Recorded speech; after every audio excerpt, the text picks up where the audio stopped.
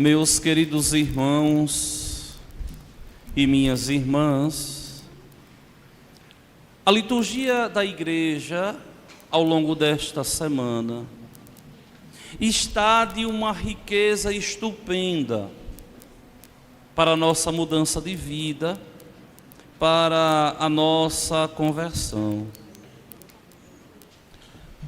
Se vocês veem, é uma semana de textos ricos, onde a igreja vem sendo catequizada, onde a igreja vem verdadeiramente aqui sendo ensinada por nosso Senhor. Eu confesso a vocês que sou tentado a fazer uma homilia que deveria passar por todos esses evangelhos de segunda para cá, mas a temperatura não vai deixar, não é? Mas que é uma liturgia rica. Primeiro, na segunda, nós temos aquele questionamento: mestre, o que fazer para alcançar a vida eterna? Terça-feira, o encontro de Marta e Maria e Nosso Senhor, e ele dizendo: Marta, Marta, Maria escolheu a melhor parte. Ontem, Nosso Senhor ensinando a rezar o Pai Nosso. E hoje, nós vemos Nosso Senhor mais uma vez falando de oração. Por que será?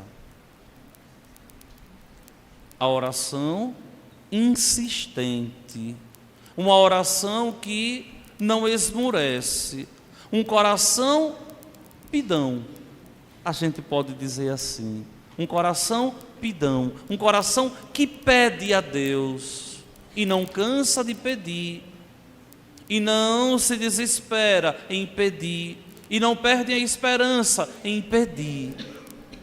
É bonito porque Nosso Senhor nos pede para rezarmos com insistência. Nosso Senhor nos pede para que possamos de verdade insistir. Não como pessoas que pensam que podem resolver um problema sério, com um Pai Nosso e uma Ave Maria. Não. Mas uma oração que passa pela vivência, pelo sacrifício, pelo pensamento 24 horas em Deus. Não existe lugar para rezar, não existe momento para rezar. Deve existir um coração adorador, um coração rezador. Nós podemos rezar viajando, nós podemos rezar em meio a um diálogo ali, conversando, e pensarmos e elevarmos a Deus um pedido, uma prece.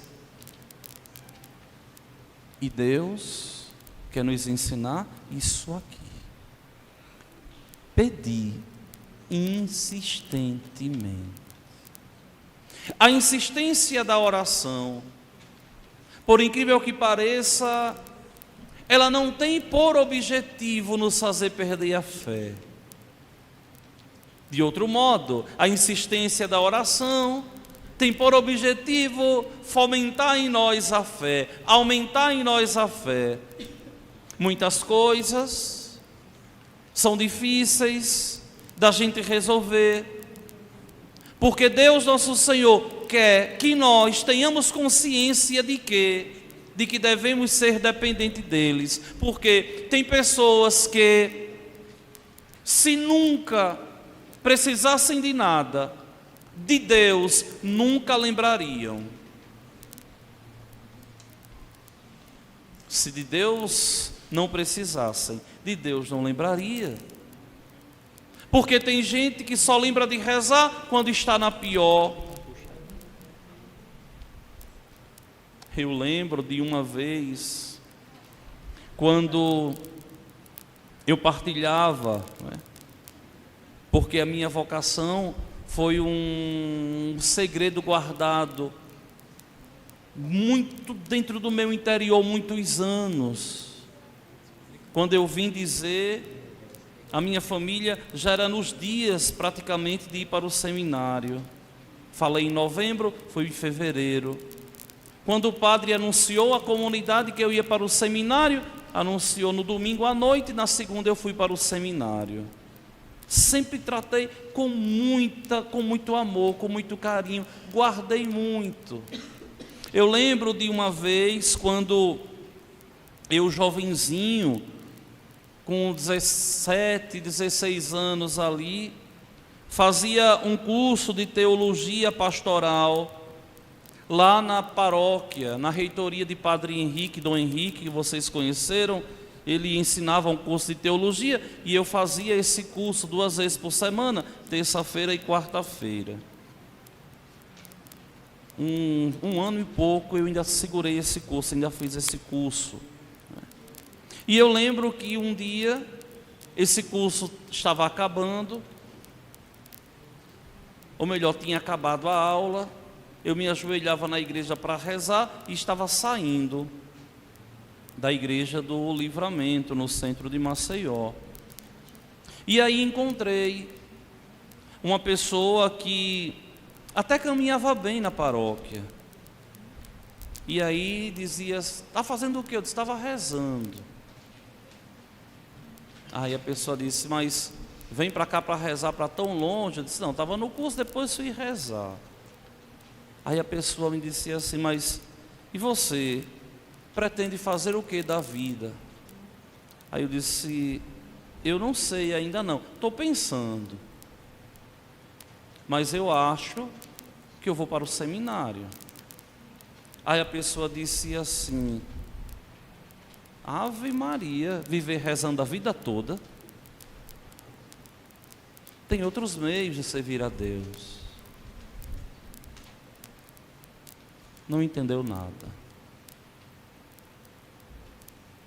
Porque não existe nada mais prazeroso para nós do que rezar.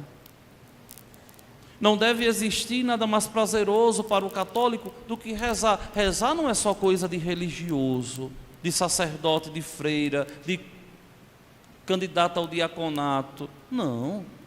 Rezar é coisa de todo batizado.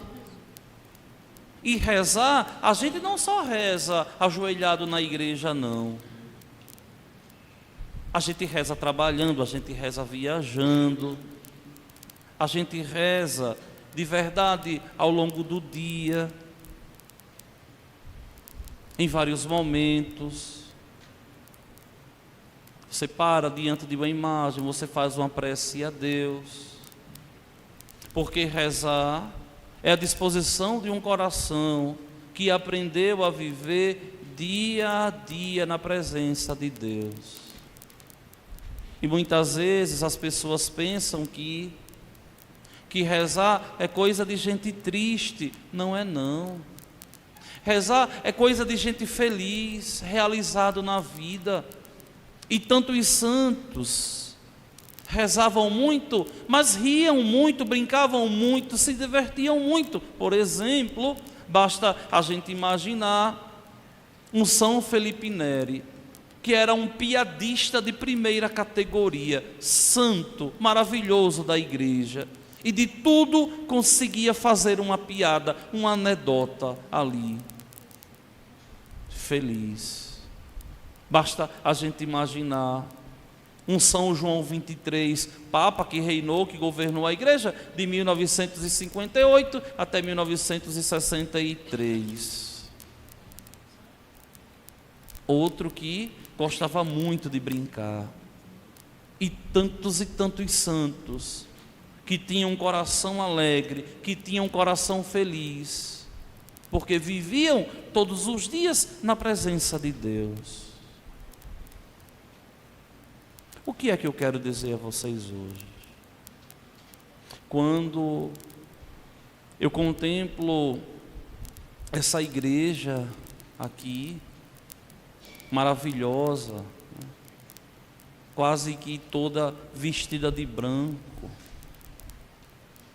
me vem ao coração aquela cena do Apocalipse, que logo nós iremos rezar esse ano No dia 3 de novembro, solenidade de Todos os Santos, vai cair essa leitura, a primeira daquele dia, ali, onde o ancião vai perguntar: quem é essa multidão vestida de branco? E o outro vai responder: são aqueles que lavaram e alvejaram as vestes no sangue do Cordeiro, que vieram da grande tribulação. Ou seja, são aqueles que rezaram insistentemente, são aqueles que venceram as tentações, são aqueles que depositaram o coração nas mãos de Deus uma vida toda e se santificaram e alcançaram o céu. Não existe razão para estar ministro extraordinário da comunhão se não tiver como objetivo a santidade de vida e a capacidade de indicar para os outros o caminho do céu, indicar para os outros o caminho que leva a Deus. Não existe outra razão para nós estarmos distribuindo o corpo de Deus para os irmãos, senão só, unicamente e exclusivamente alimentar os irmãos na fé. E para isso é preciso que nós tenhamos uma vida de intimidade com Deus. E estar ministro extraordinário da comunhão eucarística numa comunidade obriga vocês a estarem em plena comunhão com Deus. E não podem ser católicos a darem contra-testemunho na comunidade. Se os que não são ministros não podem dar contra-testemunho, quiçá aqueles que estão ministros extraordinários. Não. Vocês devem, na simplicidade da vida, no cotidiano da vida, serem pessoas de harmonia, pessoas de comunhão, pessoas que, de verdade, na comunidade ali, levam as pessoas para Deus. Um ministro que cria comunidade na comunidade, um ministro que tem a língua maior que o corpo, um ministro que anda criticando os outros, um ministro que fala mal de tudo, de Deus, da igreja, do padre, esse está no caminho errado, está se condenando e vai condenar a tantos, porque o bom testemunho pode até não arrastar, porque um coração endurecido muitas vezes não se deixa levar por um bom exemplo. Mas um coração ímpio, pecador, basta ver um bom exemplo para disseminar o mau exemplo para todos os outros. E daqui a importância de termos cada vez mais um grupo de homens e de mulheres que tem por objetivo primeiro a santificação e depois o crescimento de fé. Vejam que vocês têm o privilégio, eu dizia sábado no encontro, vocês têm o privilégio de serem as mãos que pegam no corpo de nosso Senhor, assim como Santa Maria Madalena, que aos pés de nosso Senhor ali, chorou, lavou os pés dele com as lágrimas, ungiu com perfume e enxugou com os seus cabelos. Ela teve o privilégio de tocar no corpo dele. E depois de morto, no sepulcro, ela vai lá ungir o corpo. E depois dele ressuscitado, ela acostumada a tocar nele, vai tocar nele. E ele diz: não me toques, não subi para o meu Pai ainda. Vocês têm esse privilégio. Como João, São João evangelista, que repousou a cabeça no peito de Jesus na refeição, nosso Senhor pegou João aqui no peito. Por quê? Porque era alguém que vivia no coração de Deus. O ministro da Eucaristia, o ministro extraordinário da Eucaristia, deve ser essa Madalena, deve ser esse João. Uma Madalena que, depois que encontrou com ele, mudou de vida e tocou no corpo dele. E como João, que o tempo passou e o fascínio por Deus só aumentou. O ministro da comunhão que não reza, logo esmorece na fé. Um ministro extraordinário que a adoração na igreja na quinta-feira é um peso, está deixando a desejar. Porque vejam, nós não temos ainda uma paróquia de homens e de mulheres adoradores, não temos. Ainda são 4 gatos pingados que vão à igreja adorar nosso Senhor. Mas não é só aqui em Gameleiras não, viu? Em vários e vários lugares do Brasil e do mundo.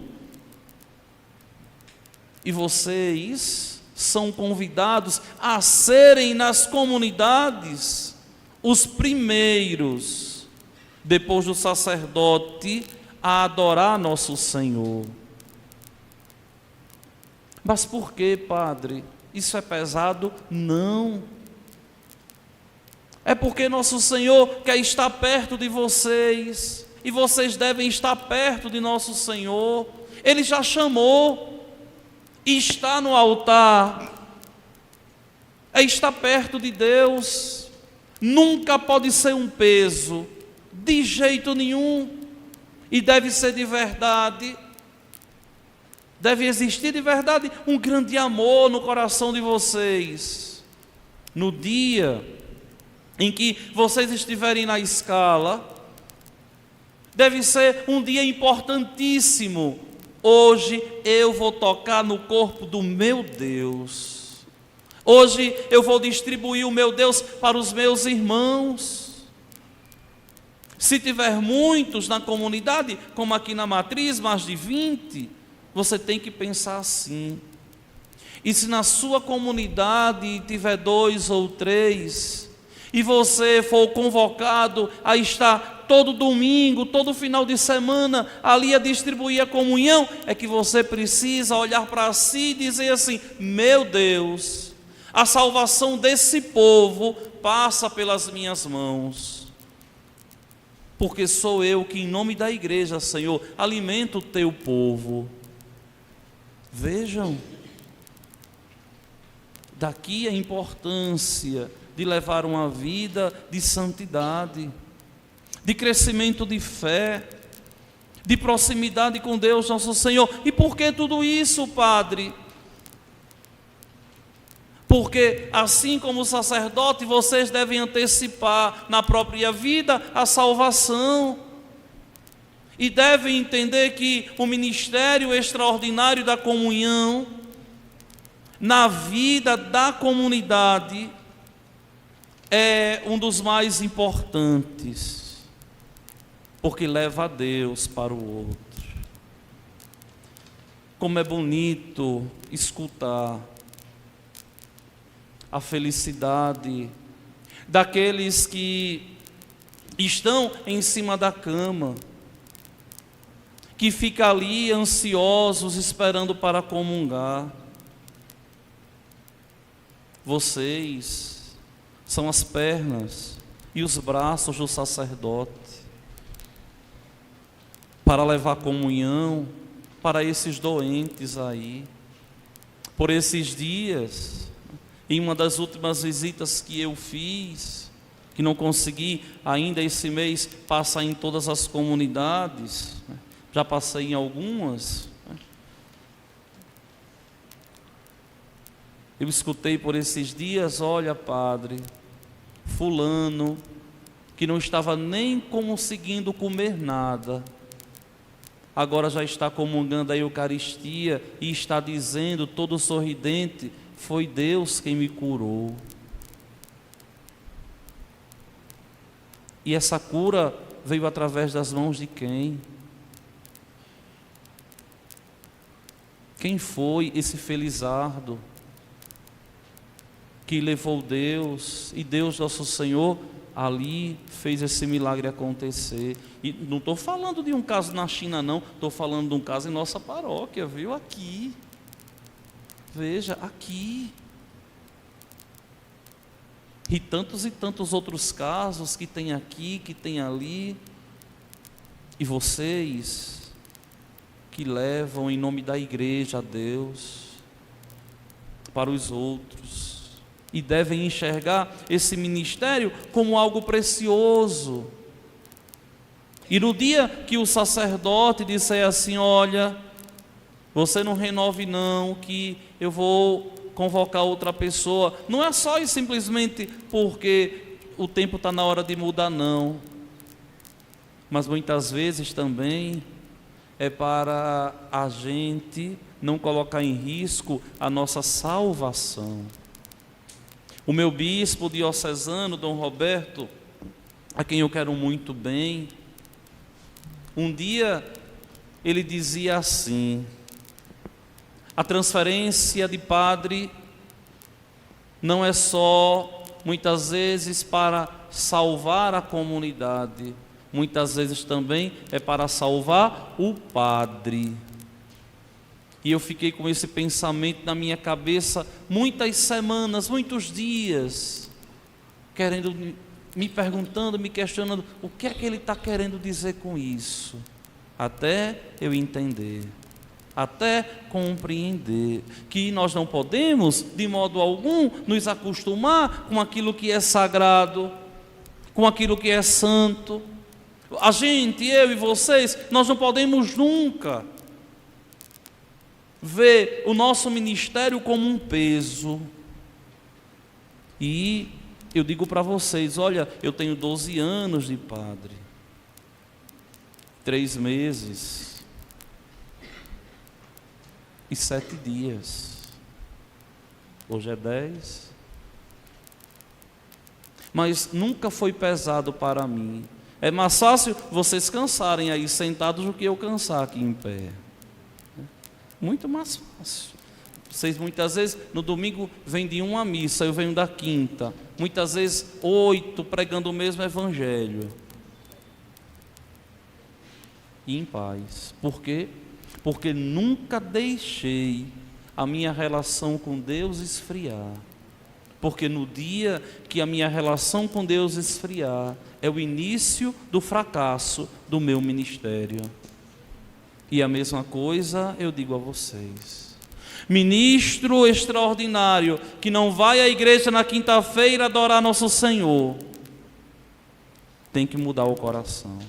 Só aparece na igreja se tiver na escala, tem que mudar o coração. Não aprendeu ainda que todo domingo tem que participar de missa, tem que mudar o coração.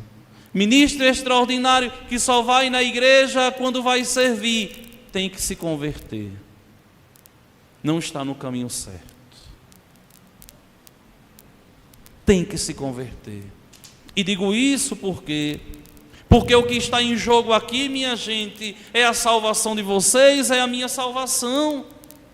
Tanto como sacerdote, eu tenho a obrigação de pregar, de orientar vocês, de buscar e instigar vocês a se converterem, quanto vocês também têm a obrigação de se autoavaliarem e verem onde estão deixando a desejar. Não é no serviço não,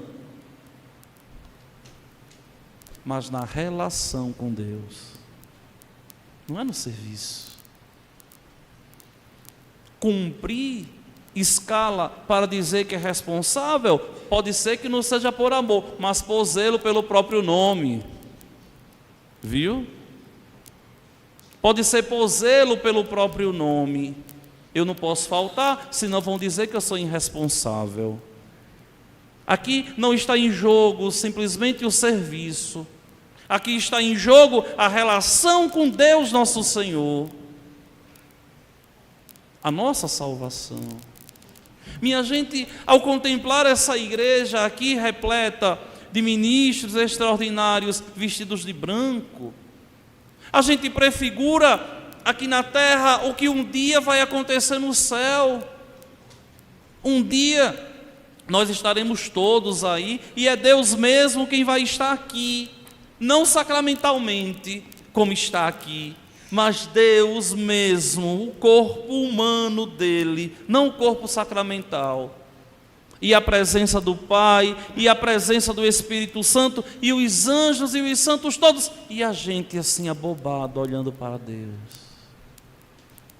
Veja, o que é que adianta a gente estar na igreja, servir, tanto compromisso, tanta coisa, num calor danado desse, se a gente não leva a sério a relação com Deus? Para quê? Um ministro que desintegra a comunidade, um ministro que cria birra com A ou com B, ao invés de ser alguém que une, alguém que separa. Um ministro que muitas vezes coloca mais um candidato acima do que o próprio Deus. Não. Um ministro que nunca reza ao dormir, nunca reza ao acordar,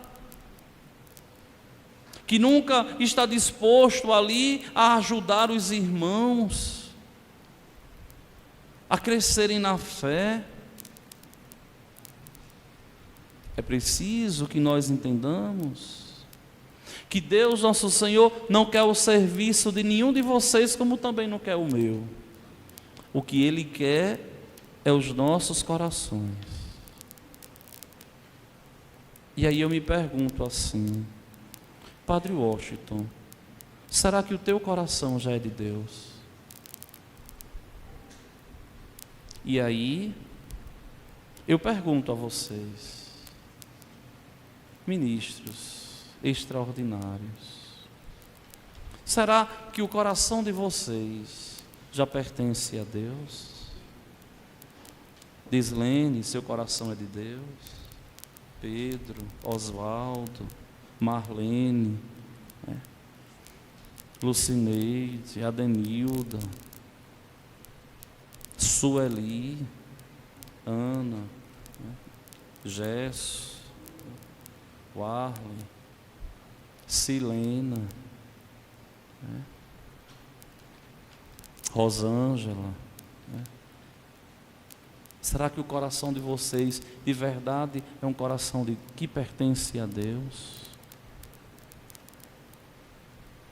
E é preciso que esse coração seja de Deus. Olha, minha gente, esse serviço é tão santo,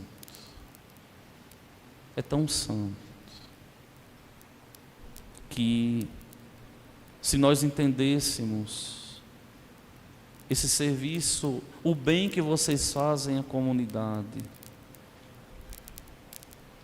nós não queríamos nunca deixar de ser ministros extraordinários. Nunca deixar de ser. Por quê?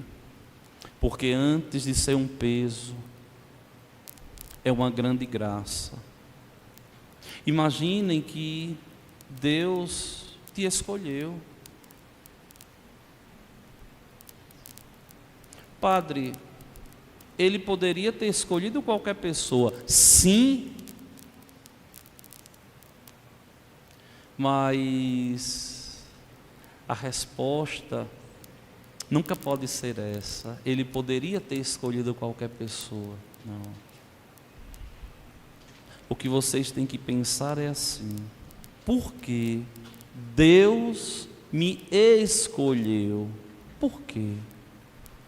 O que é que eu tenho que agrada a Deus, que agradou a Deus, que me fez vaso de eleição, para mais um ano distribuir a comunhão aos meus irmãos. O que é que ele viu em mim? Pode ser que não tenha visto santidade, mas eu garanto que ele enxergou uma capacidade de amá-lo melhor que os outros, porque se assim não fosse, ele não teria escolhido.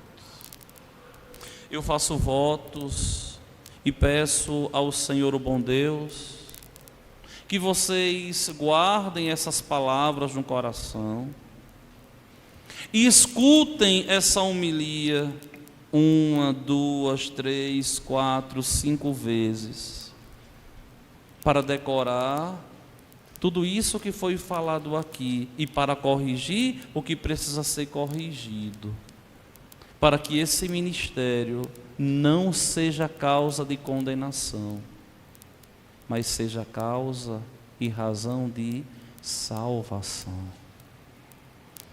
Por esses dias, essa pregação vai estar disponível lá cortadinha. Escutem, escutem, escutem. Muitas vezes, lavando roupa, varrendo a casa, quando estiver viajando para algum lugar no carro, quando estiver pertinho de pegar um sono ali, bota ali no celular e fecha os olhos e vai escutar o que Deus, nosso Senhor, através dessa renovação de hoje, quer dizer, para que vocês possam de verdade ajudar os outros a se salvarem e também os céus um dia alcançarem. No que está bom, louve e agradeça a Deus. Louve e agradeça a Deus. Do que ainda falta crescer, recorre a ela, Mãe de Deus e Senhora nossa. Recorre a São Tarcísio, padroeiro dos ministros e dos acólitos também. Muitas vezes vocês pensam que São Tarcísio é só padroeiro dos acólitos, dos coroinhas. Não é não, viu? Dos ministros extraordinários da comunhão também. Ele morreu levando a Eucaristia. Por que ele morreu? Por que mataram ele? Porque ele estava levando a Eucaristia. Veja. Peça a São Tarcísio para que ele interceda pelo ministério de vocês. E peça a mulher eucarística, a bem-aventurada Virgem, pelo ministério santo de vocês. Vamos ficar de pé.